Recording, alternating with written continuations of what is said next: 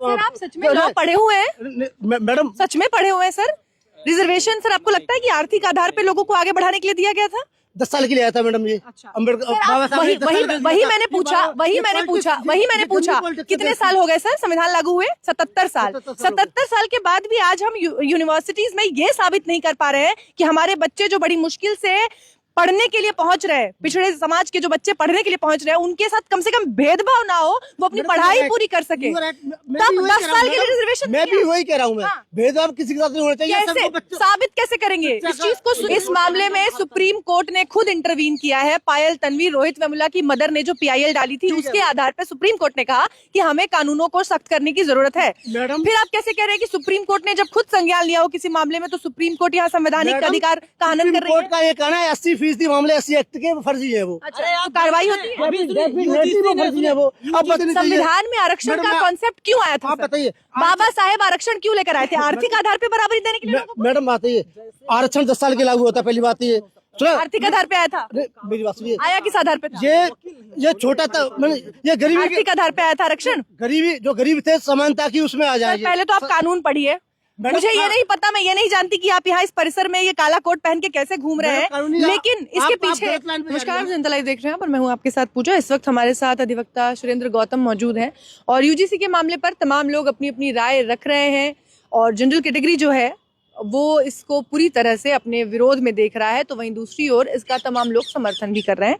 अब इनकी क्या राय है वो भी इनसे जान लेते हैं और इसके पीछे क्या दांवपेच हो सकते हैं, क्या राजनीतिकरण हो सकता है, जिसकी भी लगातार चर्चाएं हैं, वो भी समझने की कोशिश करते हैं। सर कैसे देख रहे हैं आप UGC को? देखिए, UGC का जो मैटर है वाकई में जनरल कास्ट के लिए बड़ा खतरनाक है। ठीक है, दूसरी बात ये है, मैं आपको 2 मिनट में थोड़ा बैक में ले जाऊंगा। मैं BP सिंह सरकार आई थी कांग्रेस की, तो उसमें जनरल जाति के बच्चों के साथ बड़ा भेदभाव, अन्याय हुआ, भेदभाव किया गया। आज तक नौकरियों में शिक्षा में सबसे वंचित रखा गया। फिर उसके बाद ये सरकार गवर्नमेंट आई UP में मायावती जी की, तिलक तराजू और तलवार जूता मारो 1000, तो उनका ये नारा था, तो उनका शोषण हुआ उसमें जो कि BJP और मायावती की जो मिक्स गवर्नमेंट थी, तो मायावती जी का ये डायलॉग था।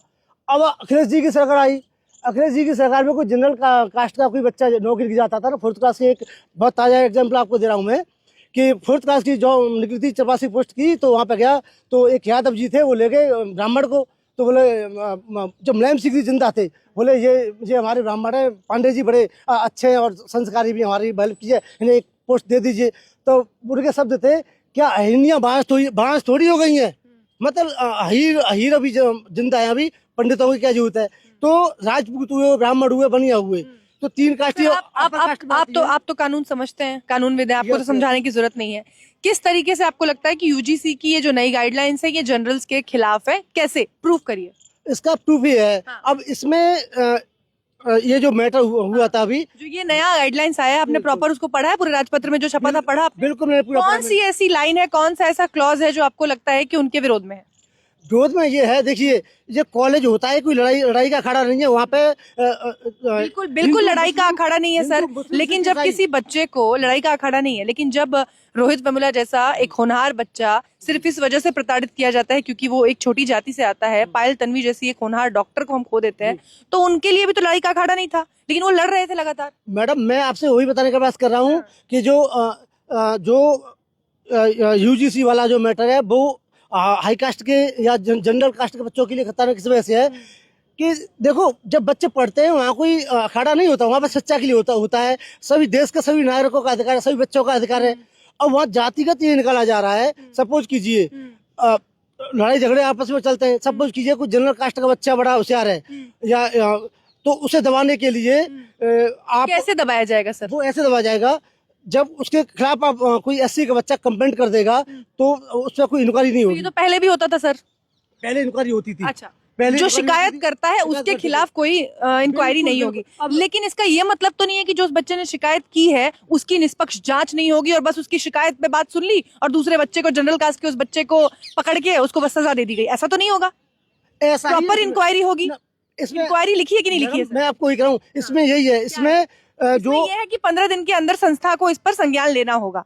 संस्था संज्ञान लेगी। संज्ञान लेने का क्या मतलब है कि सिर्फ शिकायत आई और बिना हाथ आंख कान बंद करके वो शिकायतकर्ता की बात सुनेंगे और जनरल कैटेगरी के किसी बच्चे को, और जैसा आप कह रहे हैं कि सिर्फ जनरल कैटेगरी का बच्चा ही होगा, ऐसा तो जरूरी नहीं है। एक लड़की भी कंप्लेन कर सकती है, और वो लड़की जब कंप्लेन करेगी तो हो सकता है वो किसी एससी के लड़के के खिलाफ करे, किसी ओबीसी के खिलाफ करे। मैडम एक्चुअली में क्या है, जो जनरल कास्ट का चाहे लड़की हो चाहे लड़का हो, कोई बच्चा हो, वो शिकायत करेगा तो ऐसा तो कहीं नहीं लिखा सर। नहीं, ऐसा ही है ऐसा तो कहीं नहीं लिखा कि जनरल कैटेगरी का कोई बच्चा शिकायत करेगा तो उसकी शिकायत सुनी नहीं जाएगी या उस पर फाइन नहीं लगेगा। इसमें यही है। कहाँ लिखा है सर? क्लॉज दिखाइए मुझे। निकालिए, निकालिए मुझे। आपको बता रहा हूँ मैं, आर्टिकल 14 और आर्टिकल 19 में इसमें कहाँ लिखा हुआ आप है? मुझे क्लॉज में दिखाइए ना सर। हाँ, clause। जो नया जो राजपत्र में अभी जो आया है 12-13 तारीख को जो आया था, छपा था, वो दिखा दीजिए मुझे। मैडम उसी में मैं आपको दिखाता हूँ। आपको मैं मैडम उसी में दिखाइए सर। बात नहीं सर, बात नहीं, सुनिए, नहीं ऐसे नहीं, बातों में तो घुमाने के लिए तो हम कुछ भी कह सकते हैं। बिना ये गलत फहमी जो आप फैला रहे हैं, गलत नहीं, ये रियलिटी है। बिना इंक्वायरी के जनरल कास्ट के बच्चे के खिलाफ उसे रेस्टिकेट कर दिया जाएगा और एक्शन लिया जाएगा। मैं आपको दिखाऊं राजपत्र निकाल के, उसमें आप मुझे क्लॉज बता दीजिए कौन सा क्लॉज है, मैं निकाल के देती हूँ। बताइए मैडम। कौन सा क्लॉज है, जरा बताइए मुझे। आप किस क्लॉज के तहत ये बात कह रहे हैं? क्योंकि आपकी ये वीडियो इतने लोगों को भ्रमित कर सकती है जो आप कह रहे हैं। किस तरीके से, किस आधार पर, कौन से सब क्लॉज में ये बात कही गई है? मैडम मैं आपको ही बता रहा हूं, पूरे गाइडलाइंस में, पूरी गाइडलाइंस, आप आर्टिकल पे मत जाइए, आप गाइडलाइंस की बात करिए। अगर आप संविधान की बात करते हैं, उस संविधान का उसमें उल्लंघन हो रहा है। कैसे उल्लंघन हो रहा है सर? FIR होती है, चलो इससे हटते हैं। FIR होती है, पहली बात FIR का मतलब क्या होता है? फांसी लटकाना। FIR का मतलब, ये सुन लीजिए ना, बोलिए। FIR का मतलब होता है फर्स्ट इन्फॉर्मेशन रिपोर्ट। जब रिपोर्ट दर्ज की जाती है, जांच बैठती है, आयु नियुक्त होता है, तब इसके बाद अब मामला अदालत में जाता है, तब क्लियर होता है कौन दोषी कौन इस दोषी मामले में, इस गाइडलाइंस में FIR सर एक मिनट सर, आप मुझे ये बताइए सर, आप मुझे ये बताइए, इस मामले में उस बच्चे के खिलाफ जो जिस पर शिकायत की जाएगी, उस बच्चे पर तो पुलिस भी सबसे अंत में आके शामिल होगी। पहली बात तो आप समझिए, जो जनरल जाती है पहले ST एक्ट से वैसी भी परेशान थी पहले। कैसे परेशान थी? अरे वो गलत। आप एक मिनट, आप ये सुप्रीम कोर्ट कर चुका है इस मामले में, एक सेकंड, इस मामले में सुप्रीम कोर्ट ने खुद इंटरवीन किया है। पायल तन्वी, रोहित वेमुला की मदर ने जो PIL डाली थी, उसके आधार पर सुप्रीम कोर्ट ने कहा कि हमें कानूनों को सख्त करने की जरूरत है। फिर आप कैसे कह रहे हैं कि सुप्रीम कोर्ट ने जब खुद संज्ञान लिया हो किसी मामले में, तो सुप्रीम कोर्ट यहाँ संवैधानिक अधिकार का हनन कर रही है? कोर्ट का ये कहना है 80% मामले SC एक्ट के फर्जी है वो। अच्छा, तो कार्रवाई होती है? फर्जी है वो। अब बताइए, ये नहीं करा। बताया है कि पिछले 5 साल में 118% बढ़त हुई है ऐसे मामलों में जहां जातिगत भेदभाव होता है शिक्षा संस्थानों में। आप कह रहे हैं कि शिक्षा के लिए बच्चे यूनिवर्सिटी जाते हैं, पढ़ाई करते हैं, वहां किस माहौल में वो बच्चे पढ़ाई करते हैं पता है आपको? अगर 100 बच्चे एक क्लास में है, 100 में से कितने होते हैं पिछड़े वर्ग के? मैडम आपकी क्लास में कितने बच्चे थे सर? जरा आप बताइए आंकड़ा, आप बताइए ना, कितने 100 होते थे? 100 बच्चे पूरे 100 पिछड़े वर्ग के? जनरल एक भी नहीं? सभी होते हैं। आप अपने स्कूल का आंकड़ा बताइए ना सर। मैडम मैं आपको ही बता रहा हूँ, आप अपने कॉलेज का आंकड़ा बताइए, कितने बच्चे थे आपकी क्लास में? बताइए। नहीं, एक और चीज मैं आपको बताऊंगा। मैं मोदी जी, आप बताइए, आप संविधान मानते हैं मनुस्मृति मानते हैं? बता दीजिए। मन विधान मानते नहीं? अगर मन विधान मानते हैं इस चीज को नहीं, संविधान मानते हैं। संविधान सभी का समान अधिकार है। लेकिन अब सुनिए, दिक्कत कहाँ आ रही है आपको? एक चीज है, रिजर्वेशन का मैटर हटा दिया जाए। ये कैसे? 10% इसके लिए मोदी जी, एक सेकंड, कितने साल हो गए संविधान को लागू? कितने साल हो गए संविधान को लागू? कितने साल हुए संविधान को लागू? मैडम सुनिए एक बात सर, एक सवाल, कितने साल हुए संविधान को लागू हुए? ये भी नहीं पता आपको? 77 साल। अब ये बताइए कि जब 77, एक मिनट, हाँ नहीं, 77 साल के बाद आज राष्ट्रगीत क्या है? राष्ट्रगीत क्या हमारे देश वंदे का? मातरम पूरा जानते, याद है आपको? राष्ट्रगीत पूरा याद है सर?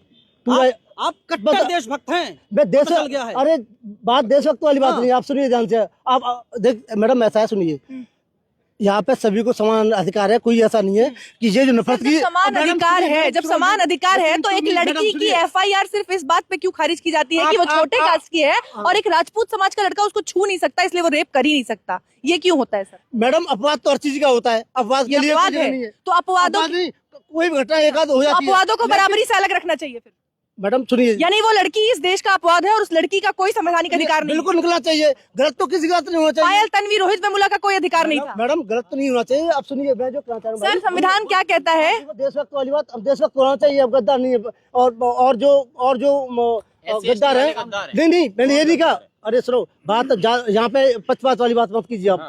जो मैं कह रहा हूँ, रिजर्वेशन पक्षपात है। आप रिजर्वेशन खिलाफ हैं। रिजर्वेशन पक्षपात मैडम, जो योग्यता के आधार पे आपको रिजर्वेशन पक्षपात लगता है? या कहा था मैं किसी पार्टी का नहीं हूँ। कौन सा पार्टी से हैं? मैडम ऐसा है, आपको बताऊं, ये रिजर्वेशन ही गलत है। ये जो बच्चा होशियार होगा, गवर्नमेंट उसकी आर्थिक मदद करे, वही मैं आपसे कहना चाह रहा हूँ। मैं और रिजर्वेशन वाली बात आप कर रहे हो, रिजर्वेशन में क्या किसी का आप सच में लॉ पढ़े हुए हैं?